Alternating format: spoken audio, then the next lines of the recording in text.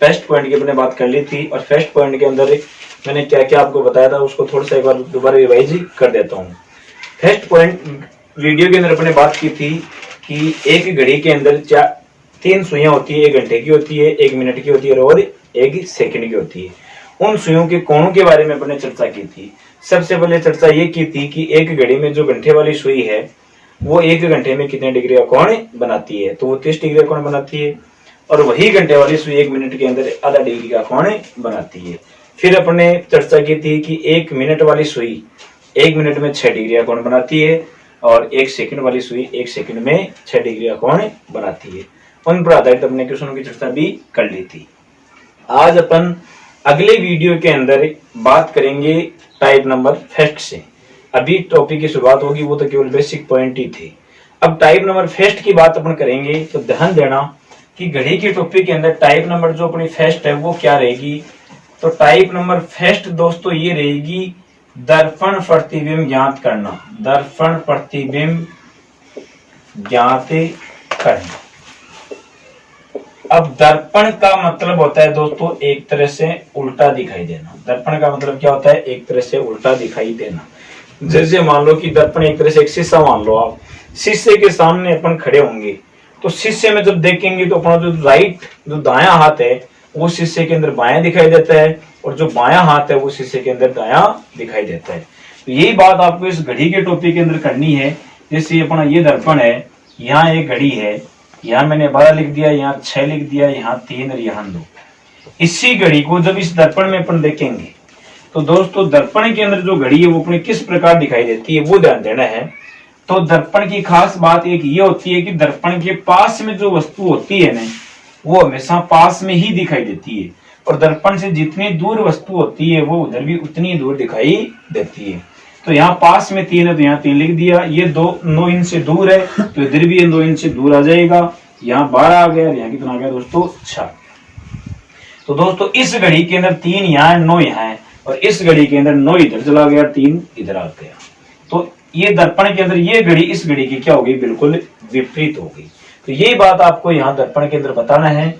लेकिन अपन एक इसके अंदर एग्जिट समय इस दर्पण में देखकर नहीं बता सकते दोस्तों।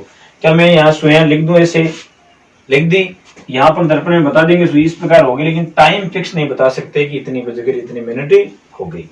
वो एक टाइम फिक्स करने के लिए इस दर्पण प्रतिबिंब के अंदर एक नियम बताया गया है, और वो नियम क्या, उस नियम को ध्यान से देखना आपको। तो वो नियम आपका ये रहेगा दोस्तों, जैसे पहले मैं एक घड़ी बना देता हूँ। यहाँ घड़ी अपनी ये है, यहाँ लिख दिया 12, यहाँ 6, यहाँ 3 और यहाँ 9। ठीक है, 1 2 4 5 7 8 10 और 11। ठीक है, अब ध्यान ये देना है कि इसमें एक नियम क्या है, तो नोट के अंदर आप लिखो पहले ध्यान से।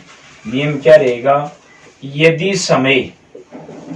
समय 1 बजे से 11 बजे तक दिया गया हो, यदि समय 1 बजे से 11 बजे तक दिया गया हो तथा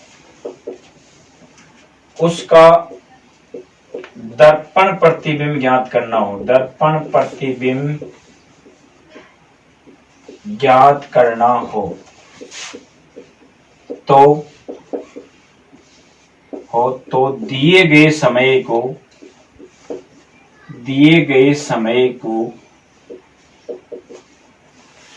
11:60 में से घटाया जाता है। 11:60 में से घटाया जाता है। दोस्तों ध्यान देना क्या दे रखा है, यदि समय 1 बजे से 11 बजे तक, अब 1 बजे से 11 बजे की बात करें तो यहां से लेकर यहां तक इनके बीच में कोई भी समय आपको दे दे और उसका दर्पण प्रतिबिंब पूछा जाए तो दिए गए समय को कितने में से घटाना है? 11:60 में से घटाना है। नेक्स्ट पॉइंट रहेगा, यदि समय 11 से 1 बजे तक 11 से 1 बजे तक दिया गया हो तो दर्पण प्रतिबिंब के लिए तो दर्पण प्रतिबिंब के लिए 23:60, देखो 11:60 और 23:60 एक ही चीज होती है। 11:60 का मतलब होता है 12 बजे और 23:60 का मतलब होता है 24 बजे। तो 24 बजे से 12 बजे बात है कि इतना ही है कि 24 का जो टाइम है वो रेलवे टाइम होता है और 12 का जो टाइम है वो अपना घड़ी का टाइम होता है, बाकी बात एक ही है। तो 23:60 में से घटाया जाता है। तो दोस्तों ध्यान देना, यदि समय 11 बजे से 1 बजे तक, अब 11 बजे मतलब यहां से लेकर यहां तक ये इतना टाइम बचा, इनमें से अगर कोई टाइम दे दे और फिर आपको दर्पण प्रतिबिंब पूछ ले तो उस टाइम को आप कितने में से घटाओगे? 23:60 में से घटाओगे। और यदि 1 से 11 के बीच में दे रखा है तो उसको कितने में से घटाओगे? आप 11:60 में से घटाओगे। ये आपको ध्यान रखना है। अगर मान लो आपको ये पता नहीं है कि टाइम 1 से 11 के बीच दिया है या 11 से 1 के बीच दिया है, तब आपको ध्यान देना है कि दर्पण का नाम अगर क्वेश्चन में आ गया तो चाहे वो टाइम किसी के बीच कैसा ही दिया गया हो, आपको हमेशा के लिए ध्यान रखना है कि आप हमेशा के लिए कितने में से घटा सकते हो? 23:60 में से घटा सकते हो, चाहे वो टाइम आपका 1 से 11 के बीच दिया गया हो और चाहे 11 से 1 के बीच दिया गया हो। कोई भी टाइम दे दे, आप हमेशा के लिए कितने में से घटा सकते हो?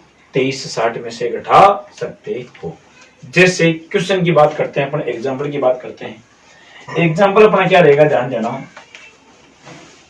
जैसे एग्जाम्पल एक ये है कि एक घड़ी में टाइम दे दिया आपको, जैसे मान लो कि 2:30 का है, 2:30 का समय है। तो बताओ यदि इस समय को अपन दर्पण प्रतिबिंब में देखेंगे तो अपना टाइम क्या दिखाई देगा? जैसे नियम के अनुसार अगर अपन चले तो नियम अभी मैंने आपको बताया था, यदि समय 1 से 11 के बीच दिया गया हो, अब 1 से 11 के बीच दे रखा हो तो उस टाइम को अपन कितने में से घटाते हैं? 11:60 में से घटाते हैं। कितने में से? 11:60 में से। तो अपना जो 2:30 का समय है वो आपका 1 से 11 के बीच में आएगा। ठीक है, 1 से 11 के बीच में आएगा तो आप कितने में से घटा दो?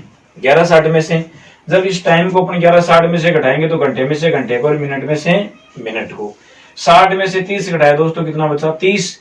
और 11 में से 2 घटाएंगे तो कितना बचेगा? 9। तो इस 2:30 को जब दर्पण में देखते हैं तो अपना टाइम क्या दिखाई देता है? 9:30 दिखाई देता है। अगर मान लो इसी समय को आप 23:60 में से घटाना चाहते हो तो 2:30 को 23:60 में से घटाएंगे तो 60 में से 30 गया तो 30 और 23 में से 2 गया तो दोस्तों कितना बचा? 21। और 21 बजने का मतलब ही कितना बचती है दोस्तों? 9 बचती है। आई बात समझ में?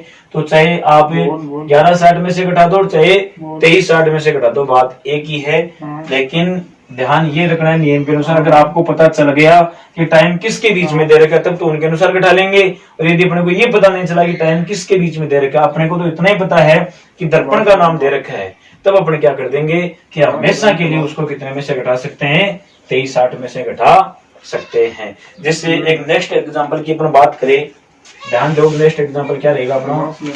जैसे नेक्स्ट एग्जाम्पल ये है कि एक घड़ी में 11:40 का समय दिखाई दे रहा है। 11:40 का समय दिखाई दे रहा है। यदि इस समय को अपन दर्पण प्रतिबिंब में देखते हैं तो अपना टाइम क्या दिखाई देता है? तो 11:40 की बात करें तो टाइम चाहे कोई भी हो, अपने को तो इतना ही दे रखा है कि दर्पण का नाम आ गया। तो दर्पण का नाम आते ही अपन हमेशा के लिए कितने में से घटा सकते हैं? 23:60 में से घटा सकते हैं। तो इस टाइम को घटा दो आप 23:60 में से। 23:60 में से घटाएंगे, 60 में से 40 गया तो दोस्तों 20 बचा। और 23 में से जब 11 घटाएंगे तो कितना बचेगा? 12। तो अपना टाइम क्या दिखाई दिया? 12:20 का समय दिखाई देता है। जैसे एक क्वेश्चन की और बात करते हैं, एक घड़ी के अंदर 9:20 का समय दिखाई दे रहा है। यदि इस समय को दर्पण में देखें तो अपना समय क्या दिखाई देगा? तो इस 9:20 को आप हमेशा के लिए कितने में से घटा दो दोस्तों? 23:60 में से। 23:60 में से घटाएंगे, 60 में से 20 गया 40 और 23 में से जब 9 घटेगा तो कितना बचेगा दोस्तों? 23 में से 9 उठाएंगे तो 14 बचेगा। ठीक है, और 14:40 का मतलब होता है 2:40। भाई 14 बज गया या 2 बज गई, बात ही। ओके, ये है आपका दर्पण प्रतिबिंब ज्ञात करना। तो दर्पण के अंदर आपको क्या ध्यान रखना है कि यदि अपना टाइम 1 बजे से 11 बजे तक दिया गया है तब तो घटाना है 11:60 में से। और यदि 11 से 1 के बीच दे रखा है तब घटाना है 23:60 में से। और यदि मान लो दोनों अपने को पता नहीं है, अपने को इतना ही पता है कि एक टाइम दे रखा है और उसका दर्पण प्रतिबिंब अपने को ज्ञात ही करना है, तो हमेशा के लिए अपने कितने में से घटा सकते हैं? 23/60 में से घटा सकते हैं। ओके, इसके बाद में नेक्स्ट पॉइंट की बात करते हैं, नेक्स्ट टाइप की। तो नेक्स्ट अपनी टाइप रहेगी दोस्तों जल प्रतिबिंब ज्ञात करना। नेक्स्ट टाइप क्या रहेगी? जल प्रतिबिंब ज्ञात ही करना। और टाइप नंबर फर्स्ट के अंदर तो दर्पण के बारे में पढ़ा है, तो एग्जाम के अंदर अगर क्वेश्चन पूछा जाएगा तो आपको केवल और केवल इसी से संबंधित ही क्वेश्चन पूछा जाएगा, इनके अलावा कोई क्वेश्चन एग्जाम में नहीं पूछा जाता है। टाइप नंबर 2 रहेगी अपनी जल प्रतिबिंब ज्ञात करना। जल प्रतिबिंब ज्ञात करना। अब जल प्रतिबिंब का मतलब भी दोस्तों एक तरह से उल्टा ही होता है। दर्पण का मतलब होता है अगल बगल में, आसपास में, और जल का मतलब होता है ऊपर नीचे। जब अपन जल में देखते हैं तो अपना सिर है वो तो नीचे दिखाई देता है और अपने जो पैर है वो ऊपर दिखाई देते हैं। उसी प्रकार इस घड़ी की बात करें तो इस घड़ी को अपन जब जल में देखेंगे तो दोस्तों जो ऊपर का किनारा है वो तो नीचे आ जाएगा, जो नीचे का किनारा वो कहाँ जाएगा? ऊपर आ जाएगा। तो ये दोस्तों ये घड़ी एक तरह से उसकी उल्टी हुई है, नहीं हुई, विपरीत हो गई भाई। जल के अंदर ये किनारा नीचे चला गया और ये किनारा कहाँ गया? ऊपर आ गया। तो जल का मतलब एक तरह से उल्टा ही दिखाई देता है, लेकिन इसमें भी आप एक फिक्स टाइम नहीं बता सकते कि इतनी बजकर इतनी मिनट हो गई। तो इसके अंदर भी एक नियम बना रखा है फिक्स टाइम बताने के लिए। तो वो नियम क्या, ध्यान से देखना। तो नियम इसमें ये रहेगा दोस्तों, यदि समय 1 बजे से 5:30 बजे तक दिया गया हो तो जल प्रतिबिंब के लिए दिया गया हो तो जल प्रतिबिंब के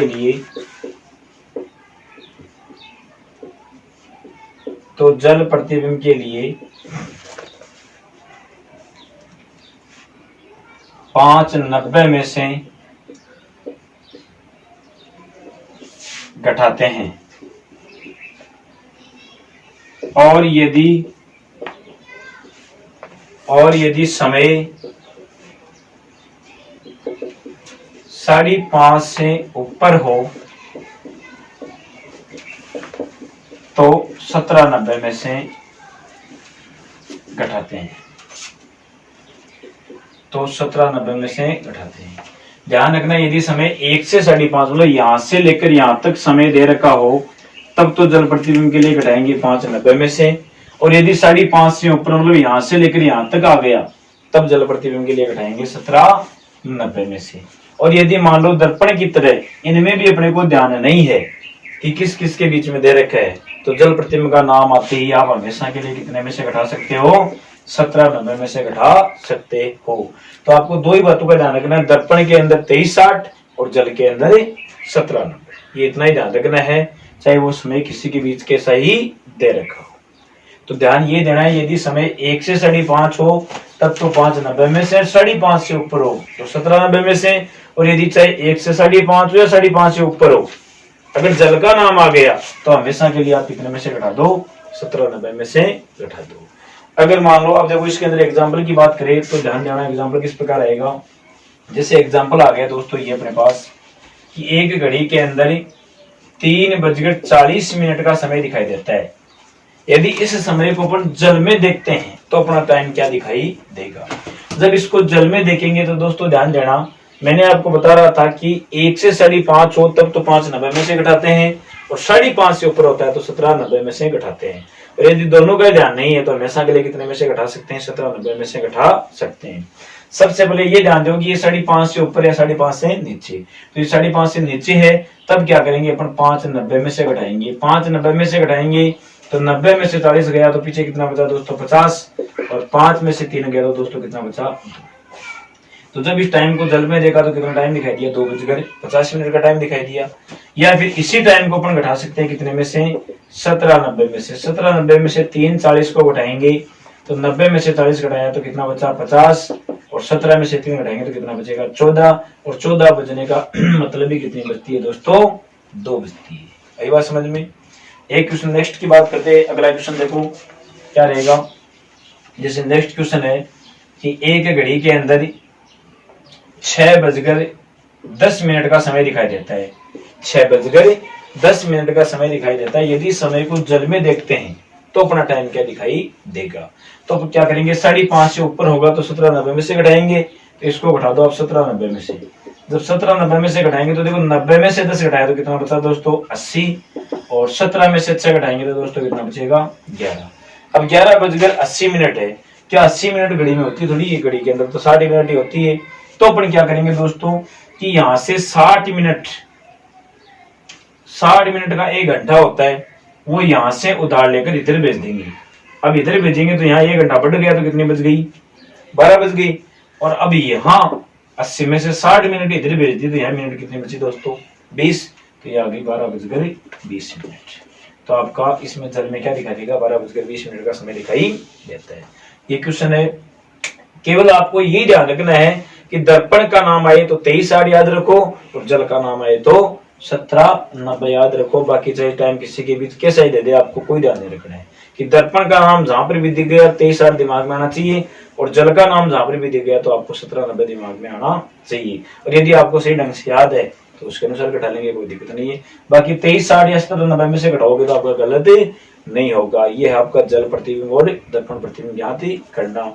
अब नेक्स्ट वीडियो के अंदर बात करेंगे टाइप नंबर 3 की, और उसमें कोणों के बारे में बात करेंगे। कोण होते हैं 3 प्रकार के। एक तो देखो 90 डिग्री का कोण होगा, एक अपना इसमें 180 डिग्री का होगा, एक 300